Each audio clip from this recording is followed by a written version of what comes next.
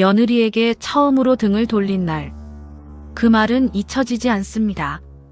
그 말은 며느리 입에서 나왔습니다.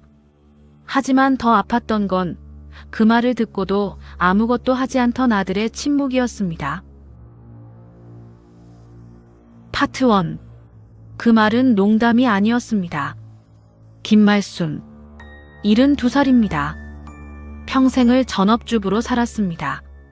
새벽같이 일어나 밥을 짓고 빨래를 하고 청소를 하고 그렇게 가족을 돌보며 살아온 사람입니다. 화려하지는 않았지만 성실했습니다. 묵묵했습니다. 말수는 참는 사람이었습니다. 남편이 화를 내면 참았습니다. 시어머니가 잔소리하면 참았습니다. 아들이 말썽을 부려도 참으며 키웠습니다. 여자는 참아야 해. 어머니가 해주셨던 말이었습니다. 말수는 그 말을 평생의 신조로 삼았습니다. 아들 하나를 키웠습니다. 최민수. 남편은 벌고 말수는 아들을 키웠습니다. 학교 보내고 학원 보내고 대학 보내고 취직시키고 결혼시켰습니다. 민수는 착한 아들이었습니다. 엄마 말 잘 듣고 효자였습니다. 5년 전 민수가 결혼했습니다. 며느리는 박지현이었습니다. 39살 직장을 다니는 여자였습니다. 말이 빠르고 직설적이고 생각을 숨기지 않는 사람이었습니다. 말수는 처음부터 조심스러웠습니다. 요즘 며느리들은 옛날하고 다르니까. 친구들이 해주는 말이었습니다. 말수는 고개를 끄덕였습니다. 며느리 비위를 맞추려고 애썼습니다. 명절이 되면 말순이 먼저 물었습니다. 지연아, 뭐 해줄까? 지연은 웃으며 말했습니다. 괜찮아요, 어머니. 제가 할게요. 말수는 물러섰습니다. 부엌 구석에 서서 며느리가 일하는 걸 지켜봤습니다. 도와주고 싶었지만 괜히 나섰다가 간섭한다는 소리 들을까봐 조심했습니다. 지연은 부엌에서 밀가루 반죽을 했습니다. 전을 부쳤습니다. 하지만 뒤집는 게 서툴렀습니다. 모양이 예쁘게 나오지 않았습니다. 말수는 입이 근질거렸습니다. 저렇게 하면 타는데. 하지만 말하지 않았습니다. 참았습니다. 민수는 거실에서 TV를 보고 있었습니다. 5년이 그렇게 흘렀습니다. 말수는 늘 한 발 물러서 있었습니다. 며느리가 원하는 대로 해주려고 애썼습니다. 손주가 태어났을 때도 지연이 원하는 방식대로만 했습니다. 어머니, 아기는 이렇게 해주세요. 응. 알았어. 말수는 자기 방식이 있었습니다. 민수를 키웠던 방식이 있었습니다. 하지만 그걸 말하지 않았습니다. 요즘은 다르니까. 어느 추석 전날이었습니다. 말순이 전화를 걸었습니다. 지연아, 명절 준비 힘들지? 김치는 내가 담가올까? 잠깐 침묵이 흘렀습니다. 그리고 지연이 웃으며 말했습니다. 어머니, 요즘 누가 그렇게까지 해요? 말수는 잠깐 멈칫했습니다. 응? 아니, 김치야 사 먹으면 되는 거고 그냥 옛날 방식 고집 좀 버리세요. 너무 구시대적이잖아요. 전화가 끊겼습니다. 말수는 한참 동안 핸드폰을 들고 서 있었습니다. 옛날 방식. 구시대적? 말순이 김치를 담가온 건 며느리를 도와주려는 마음이었습니다. 명절 준비가 힘들까봐 조금이라도 덜어주려고 했던 것 뿐이었습니다. 그런데 그게 고집이라는 말을 들었습니다. 며칠 뒤 추석날이었습니다. 말수는 일찍 민수 집에 갔습니다. 부엌에서 지연이 요리를 하고 있었습니다. 도와줄까? 아니요, 괜찮아요. 말수는 조용히 거실로 나왔습니다. 손주를 안고 앉아 있었습니다. 지연이 친정 어머니와 통화를 했습니다. 스피커폰이었는지 목소리가 들렸습니다. 엄마, 나 힘들어 죽겠어. 그래. 시어머니는 뭐 하시는데? 아유, 그냥 앉아만 계세요. 도와주시면 더 일 커질 것 같아서 그냥 내가 하는 게 낫더라고. 말수는 손주를 안은 팔에 힘이 들어갔습니다. 그리고 지연이 툭 던진 말이 들렸습니다. 우리 엄마는 절대 저렇게 안 하시는데. 말수는 가슴이 철렁 내려앉았습니다. 저렇게? 나는 저렇게 하는 사람인가? 손주를 천천히 내려놓았습니다. 일어섰습니다. 민수가 물었습니다. 엄마, 어디가? 방에 좀 있을게. 말수는 안방으로 들어가 문을 닫았습니다. 평생 처음이었습니다. 명절에 부엌에서 나와 방으로 들어가 문을 닫은 건 말수는 침대에 앉아 창밖을 바라봤습니다. 눈물이 나오지 않았습니다. 화가 나지도 않았습니다. 그냥 텅 빈 느낌이었습니다. 내가 뭘 잘못했지? 도와주려고 했던 건데 고집이라는 말을 들었습니다. 조심스럽게 행동했던 건데 저렇게 하는 사람이라는 말을 들었습니다. 말수는 50년을 전업주부로 살았습니다. 밥 짓고 빨래하고 청소하고 아이 키우고 그게 말순의 인생이었습니다. 그런데 그 인생이 며느리에게는 구시대적인 고집으로 보이는 것 같았습니다. 저녁이 됐습니다. 지연이 문을 두드렸습니다. 어머니, 밥 드세요. 나는 괜찮아. 너희끼리 먹어.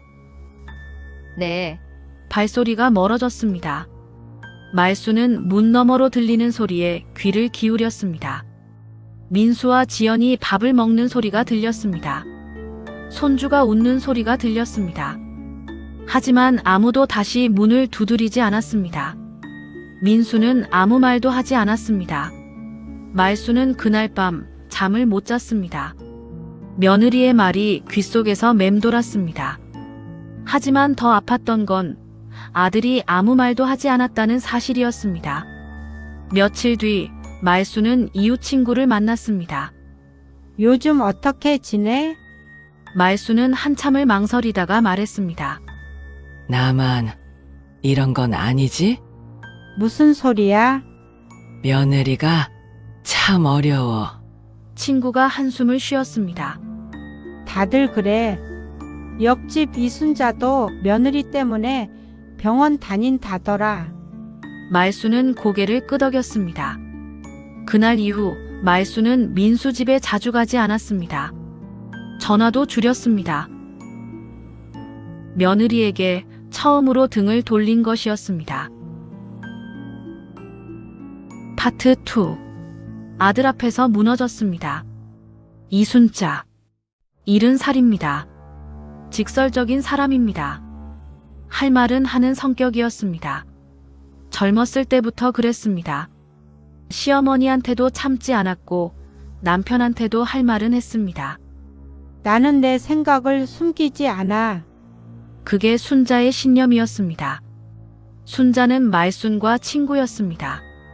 같은 동네에 살고 가끔 만나 차 마시고 산책하는 사이였습니다. 순자에게는 아들이 하나 있었습니다. 박정훈, 41살입니다. 회사 다니고 결혼해서 아이 둘을 키우고 있었습니다. 며느리는 정은주였습니다. 36살 육아 스트레스가 극심한 상태였습니다. SNS에 시댁 불만을 은근히 올리는 스타일이었습니다. 순자는 손주를 너무나 사랑했습니다. 일주일에 한두 번은 아들 집에 갔습니다. 손주를 안고 놀아주고 밥도 해주고 그랬습니다. 하지만 은주는 그게 불편했습니다. 시어머니가 자꾸 오시면 좀 피곤해. SNS에 그렇게 적었습니다. 어느 토요일 오후였습니다. 순자가 아들 집에 갔습니다. 손주를 안으려고 손을 뻗었습니다. 이리 와봐. 할머니가 안아줄게. 은주가 말했습니다. 어머니, 아기 목 조심하세요. 알아. 내가 애 키워봤는데. 순자는 손주를 안았습니다. 익숙한 손길이었습니다. 정훈이를 키울 때처럼 안았습니다. 하지만 은주가 다시 말했습니다. 어머니, 요즘은 그렇게 안 하나요? 아기 척추에 안 좋대요. 순자가 눈을 들었습니다. 뭐? 요즘 육아법이 달라졌어요. 그렇게 하시면 안 돼요. 순자는 순간 기분이 상했습니다. 내가 애를 몇 명 키웠는데 육아법이 뭐가 달라? 은주가 한숨을 쉬었습니다. 어머니, 그러니까 그게 구시대적이라는 거예요. 요즘 시대에 그런 생각은 좀. 순자는 손주를 내려놓았습니다. 구시대적? 아니, 그게 아니라 요즘은 과학적으로 증명된 방법이 있잖아요. 순자는 화가 치밀었습니다. 과학적? 내가 내 남편 키운 건 과학이 아니란 말이야? 은주도 목소리가 높아졌습니다. 그러니까 그게 아니라 시대가 바뀌었다고요. 정훈이 거실에서 나왔습니다. 야, 무슨 일이야? 은주가 정훈을 보며 말했습니다. 목소리에 짜증이 가득했습니다. 그래서 시어머니랑 같이 살기 싫다니까요. 순간 시간이 멈춘 것 같았습니다. 순자는 며느리를 보았습니다. 그리고 천천히 아들을 보았습니다. 정우는 아무 말도 하지 않았습니다. 그냥 서 있었습니다. 난처한 표정으로. 순자는 기다렸습니다. 뭐라고 해봐. 내 엄마한테 그렇게 말하는 사람한테 뭐라고 좀 해봐. 하지만 정우는 입을 열지 않았습니다. 그냥 한숨만 쉬었습니다. 엄마, 일단 진정해. 순자는 가슴이 무너지는 걸 느꼈습니다. 며느리의 말은 상처였습니다. 하지만 아들의 침묵은 그보다 더 깊은 상처였습니다. 같이 살기 싫다는 말을 듣고도 넌 아무 말도 안 하는구나. 순자는 천천히 가방을 집었습니다. 나 간다. 엄마! 잠깐만! 됐어. 순자는 현관문을 열었습니다. 뒤도 돌아보지 않고 나왔습니다. 엘리베이터를 타고 내려오면서 순자는 눈물이 났습니다. 화가 나서가 아니었습니다. 서러워서도 아니었습니다. 그냥 깨달아서였습니다. 며느리가 날 싫어하는 게 아니라 아들이 날 버렸구나. 정우는 엄마보다 아내를 선택했습니다. 당연한 일인지도 모릅니다. 하지만 그래도 한마디는 해줄 수 있었을 것입니다. 여보, 그렇게 말하면 안 되지. 그 한마디만 있었어도 순자는 견딜 수 있었을 것입니다. 하지만 정우는 아무 말도 하지 않았습니다. 그날 이후 순자는 아들 집에 가지 않았습니다. 전화가 와도 받지 않았습니다. 손주를 보고 싶었지만 참았습니다. 며칠 뒤 순자는 병원에 갔습니다. 가슴이 답답해서 검진을 받으러 갔습니다. 대기실에 앉아 있는데 옆에 누군가 앉았습니다. 낯익은 얼굴이었습니다. 안녕하세요. 안녕하세요. 잠깐 침묵이 흘렀습니다. 순자가 작게 중얼거렸습니다. 나만 이런 게 아니더라. 옆 사람이 고개를 끄덕였습니다. 말은 없었지만 서로 알았습니다. 파트 3. 가족회의에서 나온 그 말. 박경자. 74살입니다. 남편을 3년 전에 떠나보냈습니다. 이제 혼자 살고 있습니다.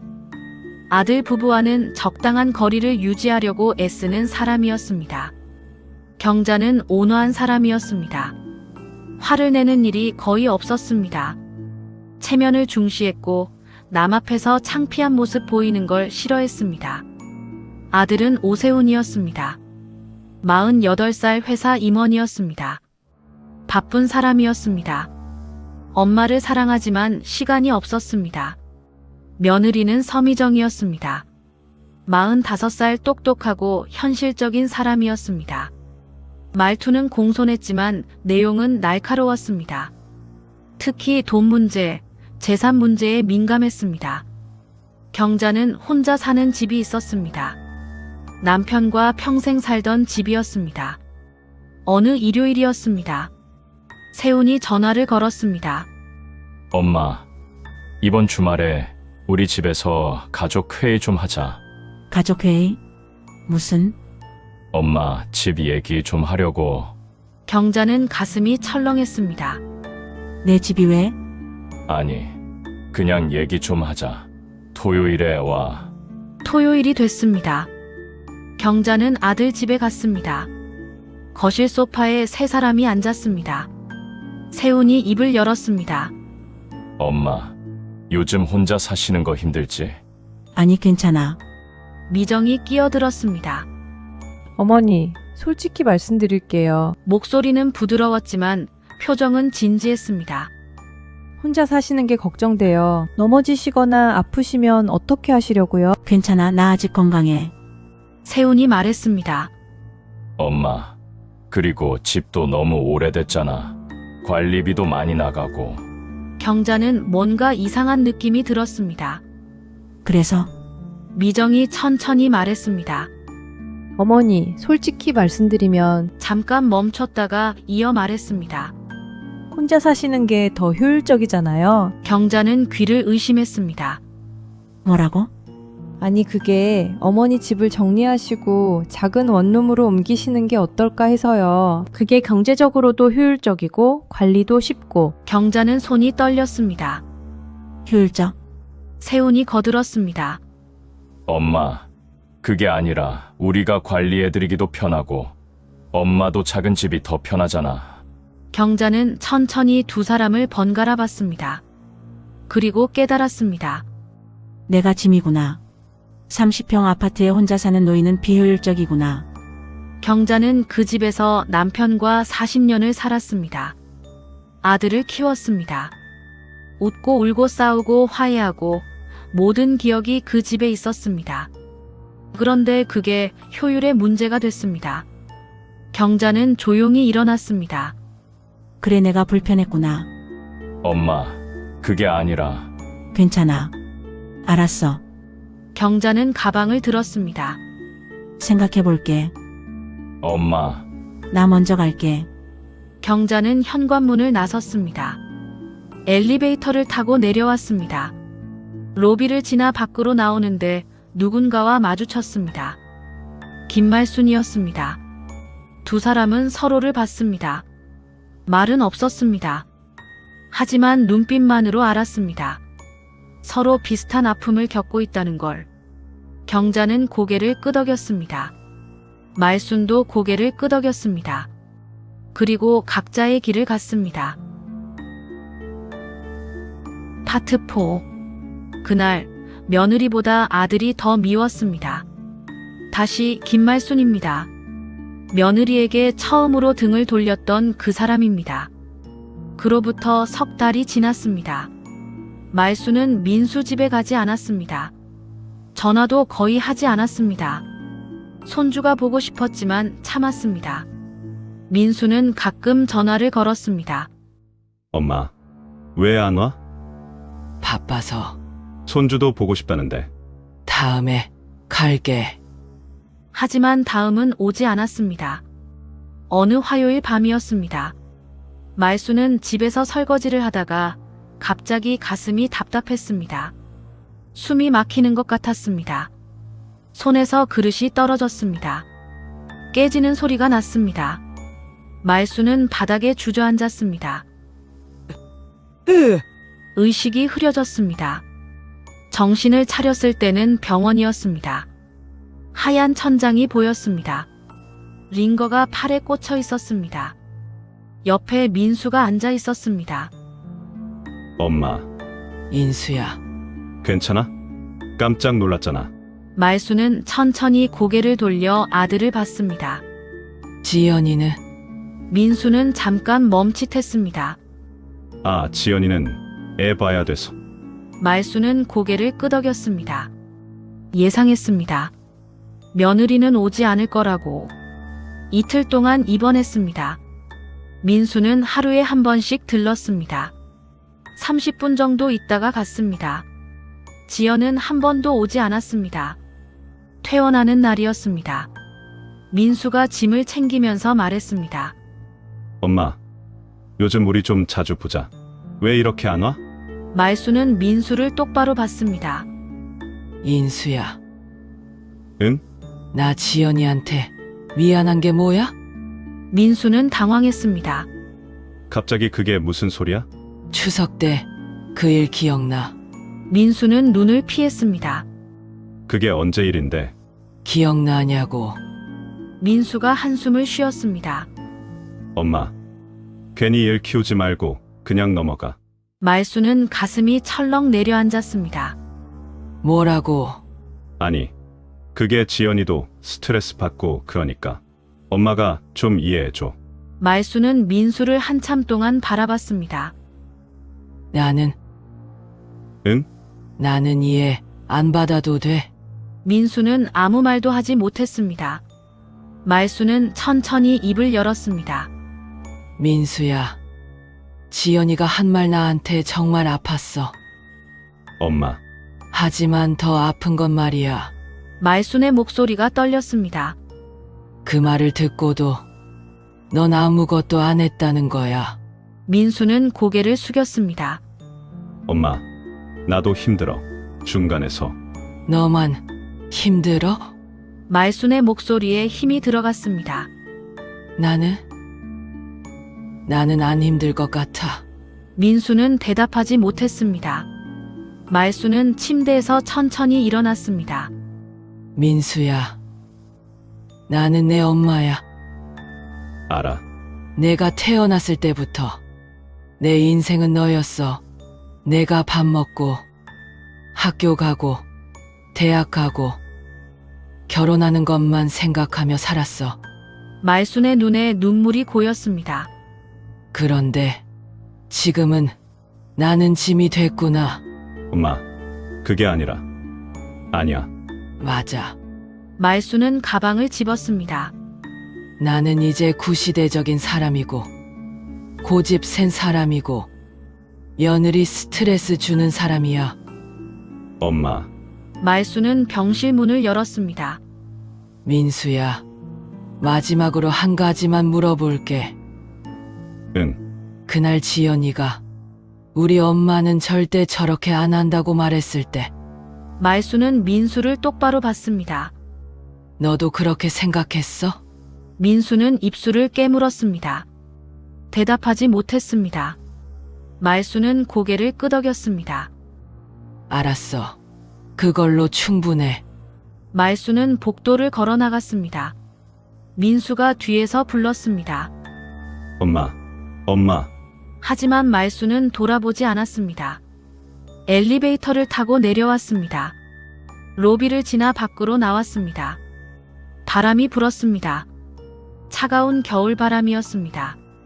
말수는 한참을 서서 하늘을 올려다봤습니다. 하늘은 흐렸습니다. 눈이 올 것 같았습니다. 말수는 핸드폰을 꺼냈습니다. 민수의 번호를 오랫동안 바라봤습니다. 그리고 천천히, 아주 천천히 문자를 보냈습니다. 인수야, 엄마는 이제 좀 쉴게. 너희끼리 잘 살아라. 손주 잘 키우고 엄마 걱정은 하지 마. 사랑한다. 전송 버튼을 눌렀습니다. 그리고 민수의 연락처를 오랫동안 바라봤습니다. 차단하지는 않았습니다. 하지만 더 이상 먼저 연락하지 않기로 했습니다. 택시를 잡았습니다.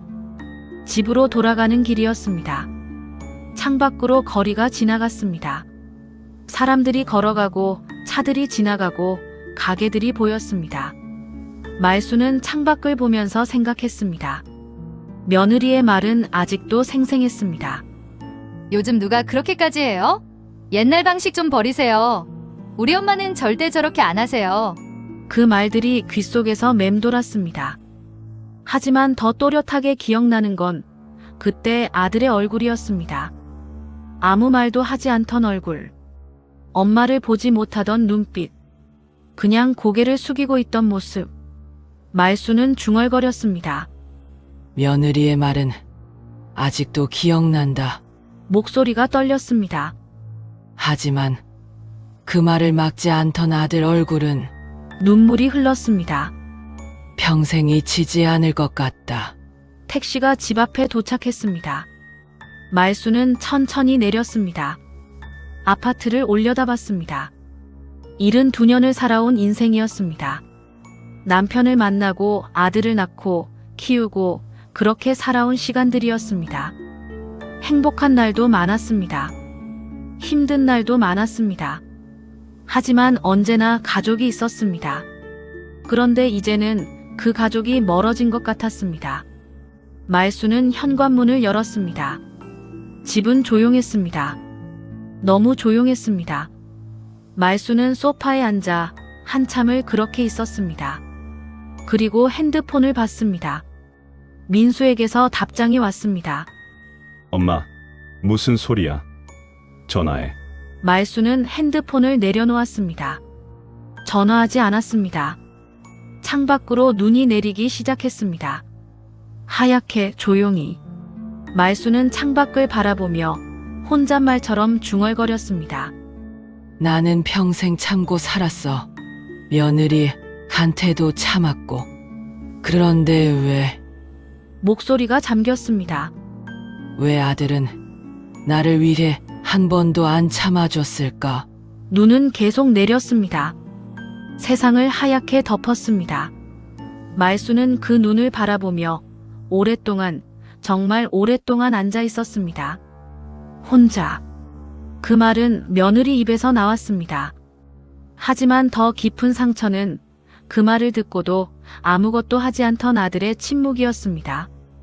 며느리와의 갈등은 시간이 지나면 잊힐 수 있습니다. 하지만 아들의 침묵은 평생 기억됩니다. 어느 병원 복도에서 이순자는 생각했습니다. 며느리가 날 싫어하는 게 아니라 아들이 날 버렸구나. 박경자는 깨달았습니다. 내가 짐이 됐구나. 효율적이지 않은 존재가 됐구나. 어느 병실에서 김말수는 물었습니다. 너도 그렇게 생각했어? 하지만 아들들은 대답하지 못했습니다.